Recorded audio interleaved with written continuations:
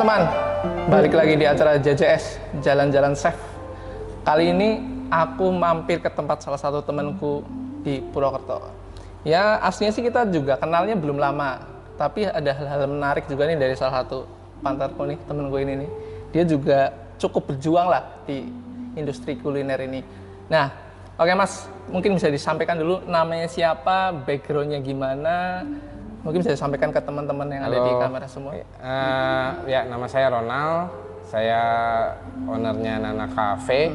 Apa lagi ya? Itu aja ya.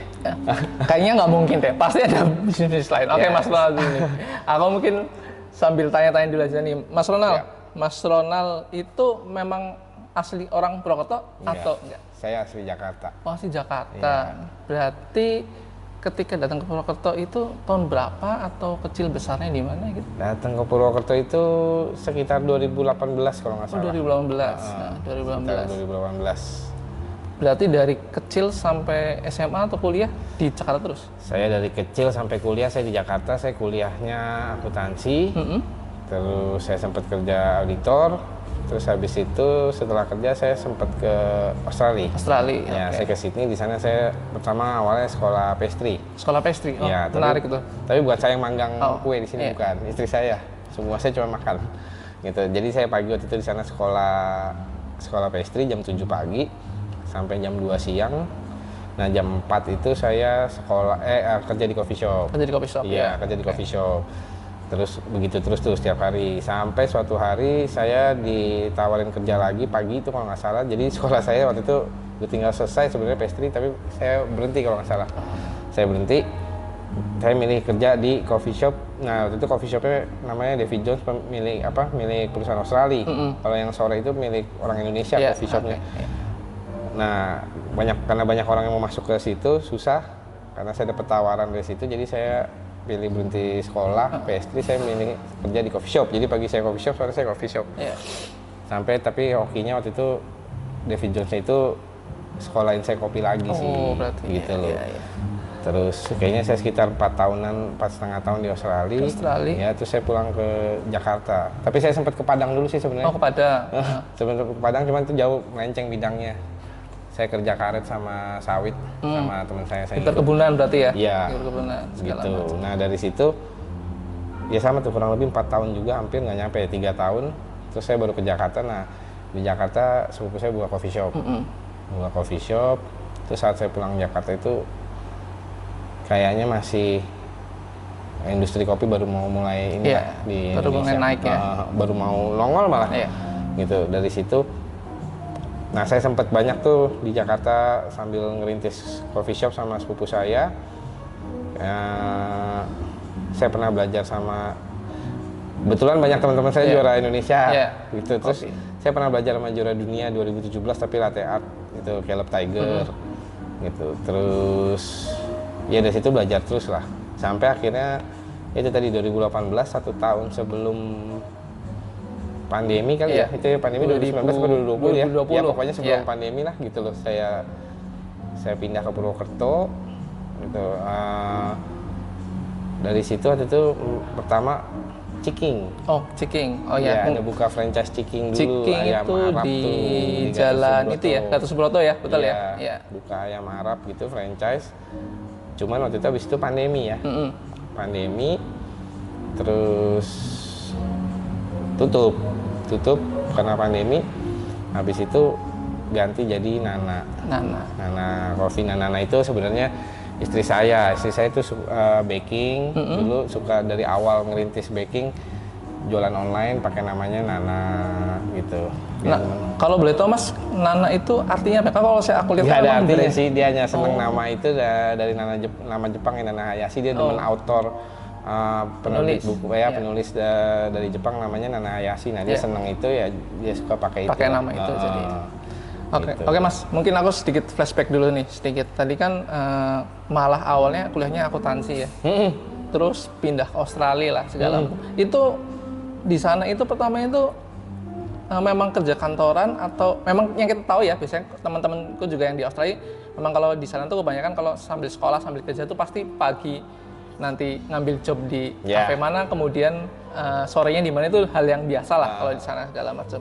Nah itu kok bisa tadinya dari orang nggak kuliner terus tahu mau sekolah pastry di Australia, itu gimana tuh awalnya Mas?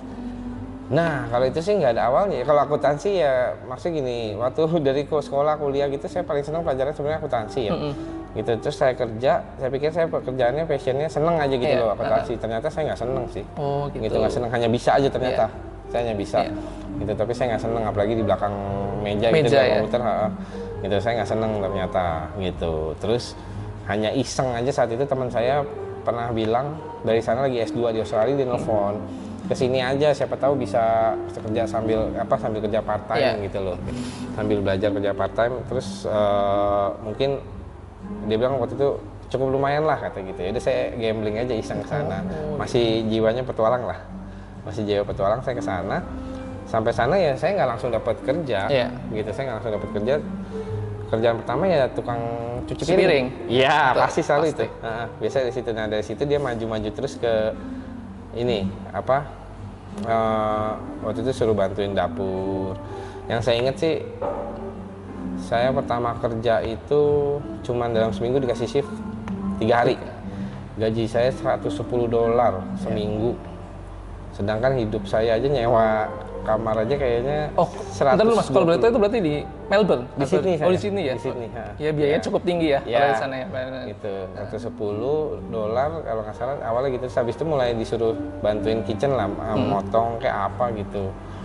Bikin kebetulan tempat saya kerja main course-nya nggak banyak, cuman lebih ke dessert gitu. Nah dari situ ya terus tuh maju ya, dapat shift full seminggu gitu, tetap di kitchen sampai suatu saat dikasih megang bar. Iya. Berarti Mas itu untuk kalau mau belajar sesuatu lebih senang sekolah ya? Maksudnya kan sekolah kopi pun juga pasti kan ikut course di Jakarta. Senang sekolah sih saya sebenarnya. Saya nggak senang belajar, saya belajarnya tapi senang belajar ya? Otodidak aja. Iya. Oke. Di jalanan aja deh, gitu, sama uang sekolah kehidupan aja belajar nih. Nah berarti itu setelah pulang ke Jakarta, kemudian kan pasti udah ada basic lah, berarti kan kerja di Australia, terus punya knowledge tentang produk, knowledge tentang kopi juga gitu kan, segala macam. Balik ke Jakarta tadi cerita usaha sama saudara ya? Iya. Udah sama saudara, terus merintis segala macam. Untuk yang di Jakarta itu berkembang atau sampai sekarang masih ada? Itu milik sepupu saya. Jadi saya kerja sama dia, itu milik sepupu saya. Sampai sekarang udah makin berkembang. Gitu, namanya Monochrome Coffee. Monochrome Coffee ya? Di Kemang, di Cipete, gitu. Sama Gandaria. Berarti setelah itu pindah ke Purwokerto dari Purwokerto? Sayanya, iya, saya sama keluarga. Itu, berarti sama keluarga ya? Kondisinya sama istri keluarga? Istri saya sama anak-anak. Asli orang Purwokerto? Istri saya asli orang Purwokerto. Oh gitu. Nah itulah, kadang-kadang memang itulah jalan ya nah, sini. Mungkin yang lucu ya, yang maksudnya gini, saya belajar kopi, ketemu kopi ya saya biasa aja, saya hanya merasa ya udah bisa aja gitu loh. Terus mulai memang enak, mulai seneng. Tapi ada hal-hal ini tanda kutip bukan mistis ya, apa ya? Jadi waktu itu di Australia ada teman saya, dia lulus wisudaan gitu ya. Mamanya ke sana dong, hadirin wisudaan ya. Nah saya ketemu, katanya tanda kutip mamanya ini bisa meramal. Iya, katanya gitu. Kata anaknya, teman saya. Tapi saya ketemu di kafe. Di kafe ngobrol, salaman doang apa-apa. Mamanya ngomong sama saya gitu. Jangan lepasin kopi, kata dia gitu. Terus apapun yang terjadi di kopi tetap. Terus sama dia bilang nanti susah dulu tapi kata gitu. Terus nantinya enak lah 40 sekian kata dia gitu. Ya diaminin aja ya. Betul. Tapi abis itu di kopi ya makin susah saya. Makin ini saya sempat mau pindah. Sebenarnya sampai Purwokerto saya nggak langsung kopi kalau nggak salah. Saya sempat pernah jualan asuransi, saya pernah jualan sapu. Teman saya punya pabrik sapu, saya jualan sapu. Nah nggak kejual sih, nggak ada yang kejual. Tapi malah ketemu orang balik lagi ke kopi lah. Intinya gitu. Cuman percaya nggak percaya saya nggak tahu. Maksudnya intinya gitu lah. Cuman balik lagi juga kata orang maksudnya yang kopi yang saya bikin ya enak, katanya enak gitu. Dan kebetulan di lalanya saya udah nyeduhin 2 menteri sih. Sandiaga Uno 1, Menteri Pemberdayaan Wanita 1, sama Wakil Ketua MPR 1. terus ya biasa sama kebetulan saya kenal dekat sama Pak Andi Noya yang anak kopi. Oke. Gitu. Berarti kan sebenarnya memang lebih expertnya di kopi ya segala macam. Seperti itu kan ya Mas ya. Nah, aku juga pengen tahu nih untuk orang umum nih kayak aku lah, misalnya aku juga di industri kuliner juga penikmat kopi juga segala macam. Sekarang kan kita tahu kopi itu memang lagi naik lah, maksudnya setiap hampir tempat usaha atau kafe pasti selalu ada kopi kan. Nah, terus masyarakat juga yang aku lihat sekarang memang kebutuhannya, memang kalau penggemar kopi mungkin menikmati kopi memang yang rasanya memang original gitu kan segala macam. Tapi kan sekarang yang banyak, terutama di Purwokerto ini juga orang yang menikmati kopi ternyata memang kopi-kopi yang banyak mengandung susu atau pemanis lah segala macam seperti itu kan. Nah, kalau dari seginya orang yang ngerti kopi itu pendapatnya itu gimana? Apa merasa teracuni dengan aduh kenapa kopi kok harus dicampur dengan susu, minuman manis-manis menghilangkan rasa original gitu. Kalau biasanya kalau orang-orang yang gini tuh punya idealis yang cukup sebenarnya lumayan kan itu lah. idealisnya ya. Sebenarnya itu kan secara idealisnya. Menurut saya pribadi ya, saya nggak tahu benar atau salah gitu. Menurut saya pribadi, kalau idealisnya ya begitu. Sama kayak maaf nih, Mas Albi kan bakers kan, berarti kan. Nah, bakers kan juga punya idealisnya kan. Nggak boleh begini, nggak mau begini gitu loh. Rasanya jangan terlalu, apalagi pokoknya kurang lebih gitu ya. Saya kurang ngerti sebenarnya, karena istri saya yang baking. Gitu. Nah, kalau secara idealisnya iya. Tapi itu kan idealis itu menghasilkan gimana kita mengekstrak atau menghasilkan produk kopi yang enak ya, gitu. Maksudnya bukan enak, proper. Karena menurut saya apapun termasuk baking, masak, kopi nggak ada bener, nggak ada salah. Bener salah itu kan cuman lebih ke arah megang makanan pakai tangan, mungkin itu salah ya, kotor. Tapi kalau rasanya nggak bener nih gini, menurut saya nggak ada. Menurut saya itu lebih ke selera atau ke dunia usahanya mungkin. Biasanya menyangkut ke sesuatu tuh HPP atau apa gitu. Sebenarnya nggak ada benar salah, hanya selera sama arah tujuannya mau kemana, konsep mereka. Nah, kalau idealisnya menurut saya itu benar, orang kopi atau orang bakers pasti harus punya idealis. Karena itu akan menghasilkan benang merah mereka yang nih cara mengekstrak yang proper gimana sih? Ini cara nge-baking yang ngaduk tepung yang benar. Bukan yang benar, yang lebih tepat propernya gimana sih gitu kan. Nah, dari situ kan baru kita nge-twist menghasilkan yang kopi manis kah apakah ngikutin sebuah market. Nah, itu masuk ke dunia berbisnis atau usaha. Jadi maksud saya gini, berbanding terbalik, bukan berbanding terbalik, berbeda sekali tuh. Kalau idealis doang tanpa mau ngikutin market dan nanti nggak hidup gitu, idealis ini membunuhku tuh lama-lama gitu. Tapi kalau idealisnya bisa fleksibel, bisa ngikutin market tapi dengan tetap garis benang merahnya kita ikutin, ya mudah-mudahan teman-teman bisa ini. Yang menurut saya mungkin contohnya gini kali ya, bagi saya kadang-kadang saya suka ngobrol sama, kalau orang ada yang ngobrol ya, idealisnya pakai kacamata kuda. Dia nggak mau ngeliat sekitar, dia nggak mau ini, pokoknya saya idealisnya segini.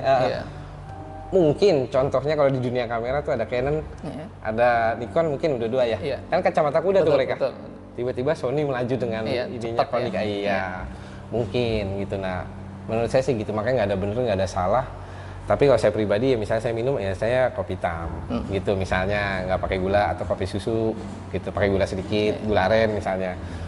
Dan nggak akan pernah saya ganggu tuh ke coffee shop orang atau kopi apapun. Mau gini mau begini, pokoknya dia ada apa ya saya minum, saya cocok saya minum, saya nggak cocok saya nggak akan ngomong nggak cocok ya saya minum yang lain misalnya gitu. Karena mereka punya ininya, rulesnya sendiri kan. Betul. Gitu.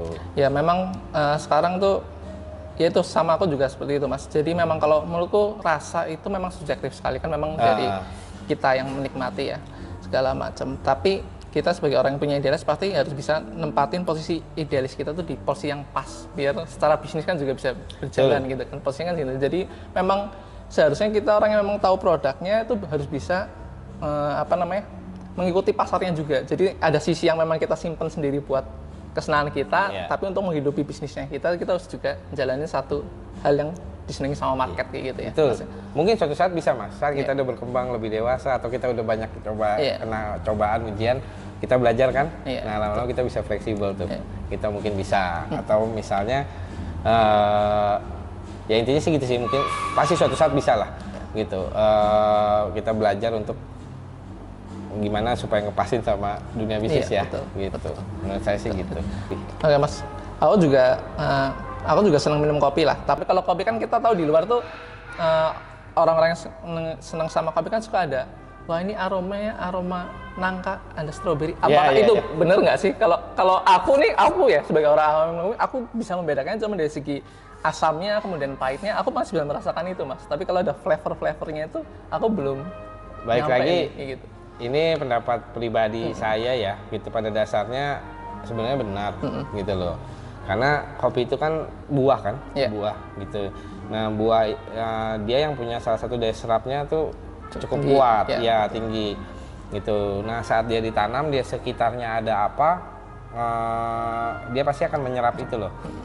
Nah kalau di dataran tinggi kan nggak terlalu banyak yang bisa tumbuh. Anggaplah salah satunya kakao yang bisa tumbuh. Otomatis dia akan menyerap rasa kakao ya, gitu loh. Terus biasanya gembur karena dataran tinggi pasti tanahnya gembur dan biasanya Gunung Merapi itu dataran tinggi kan. Dan dataran rendah yang agak lebih rendah ya mungkin lebih banyak bisa tumbuh tuh. Ada citrus-citrusan, ada apa? Nah, dia akan menyerap rasa asam citrus itu gitu. Tapi kan yang orang sering salah kaprah kadang-kadang, tapi saya nggak tahu, mungkin udah jarang lah sekarang yang masih kadang-kadang ada. Dia mencari rasa coklat yang kakao dia kira manis gitu ya. Sebenarnya ya kakao itu juga ada pahit kan. Betul. Dan itu biasanya juga cuman slightly gitu loh. Sekilas yang agak memang sulit untuk kita cari. Nah, kalau nggak memang ini banget gitu loh, palet ya gitu. Kalau palet kita nggak ini. Nah ngerokok itu kan kadang-kadang juga mengurangi palet. Betul. Ya. Untuk kedua si roasternya pun petaninya pertama mungkin ya, tetap pertama petaninya harus saat panen saat apa dia harus benar tuh perlakukan si tumbuhan kopi ini, petiknya harus bener, saat udah memang bener-bener merah baru dia petik gitu. Nah itu kan akan menghasilkan yang memang buahnya udah lebih bagus gitu. Terus saat dia proses itu kupas jadi biji kopi yang berbagai macam proses, ada natural, ada honey dan lain-lain lah ya, full wash gitu. Nah itu kan juga harus benar. Setelah itu ke roasternya, si tukang masaknya. Nah tukang masaknya bisa masak dengan proper nggak gitu loh, nggak asal-asalan. Kalau dia gosongin doang ya nggak keluar rasa itu kan gitu loh, yang dikandung dalam rasanya. Kalau dia benar bisa keluar. Nah mungkin bahan dasar si biji kopi itu dia udah punya tuh, bisa ada rasa slightly apapun lah tadi citrus. Nah terakhir adalah si baristanya, balik lagi sama dia proper nggak bisa mengekstrak biji kopi itu jadi sebuah espresso yang memang ada rasa seperti itu gitu. Nah sebenarnya benar, tapi banyak faktor yang mempengaruhi. Untuk jalannya untuk kesana itu memang prosesnya butuh tahapnya dari awal petani kemudian sampai kita ke konsumen yang menikmati itu untuk bisa seperti itu. Karena pada dasarnya sebenarnya buah itu kan punya daya serap semua ya. Kita masukin semangka tanpa kita wrapping atau apa ke dalam kulkas bareng sama daging, semangkanya jadi bau daging. Betul. Kontaminasi gitu. Iya, gitu. Oke, betul.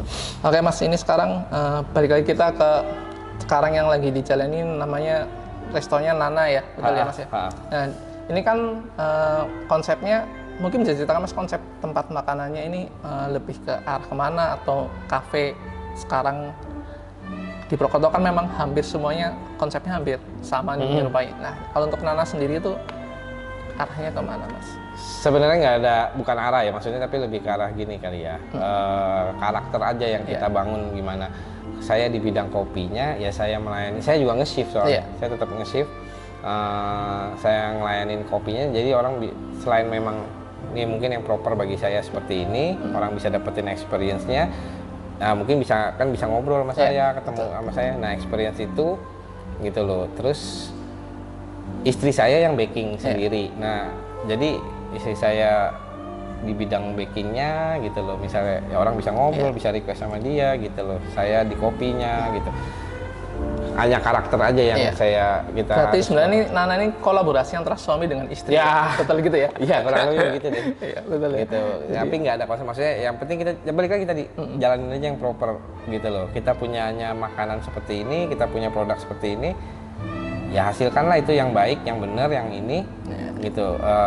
Nggak usah ikut-ikutan si B bikin ini saya harus ikut Mas Arbi seperti Mas Arbi, ya saya nggak bisa, yang ada malah saya belangsak tuh gitu. Saya jalanin aja yang benar, terus kita servis yang benar, kebersihan gitu kali ya.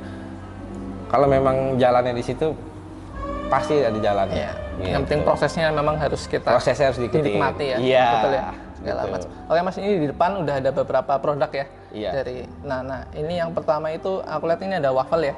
Ini waffle butter Maple syrup. ya. Betul Iya. ya, butter maple syrup. Terus kemudian ada juga cheesecake ya. Iya, Ini betul. karakternya kalau aku lihat ini cheesecake New York gaya-gaya ya, Iya. American style lah ya. Iya. New York cheesecake, Philadelphia cheesecake gitu yang dingin. Kemudian ini ada juga ada main course-nya juga, ini ada rice bowl ya. Rice bowl yang pertama ini menu apa ini Mas? Ini saus mentega. Saus mentega ya. Terus ini yang ini buttercream. buttercream ya. Iya. Terus ada juga ini kopinya ya. Kopinya ini namanya Es kopi Mas Andi. Es kopi Mas Andi. Kenapa ini namanya Mas Andi? Karena sebenarnya gini, ada aktivis brand Iya. Ma Arto Biantoro. Iya. Itu anaknya Chris Biantoro kalau mungkin pada tahu Iya. ya. Dia Mas Arto ini punya yayasan CDLS gitu loh. Nah, sebagian hasil kopi Mas Andi ini disumbangkan ke yayasan untuk CDLS-nya milik Mas Arto Biantoro tersebut. Gitu. Jadi sebenarnya kalau teman-teman datang ke sini makanannya banyak, maksudnya yang dimaksud itu kita bisa ada appetizer, kemudian ada dessert juga, ada main course juga, ada snack juga, dan jangan lupa kopinya juga pasti enak karena yang bikin orang yang benar-benar paham tentang dunia kopi seperti itu ya Mas ya.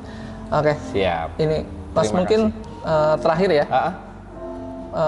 Kan kita tahu nih sekarang di Purwokerto persaingan makin banyak lah bisnis terutama kuliner nih.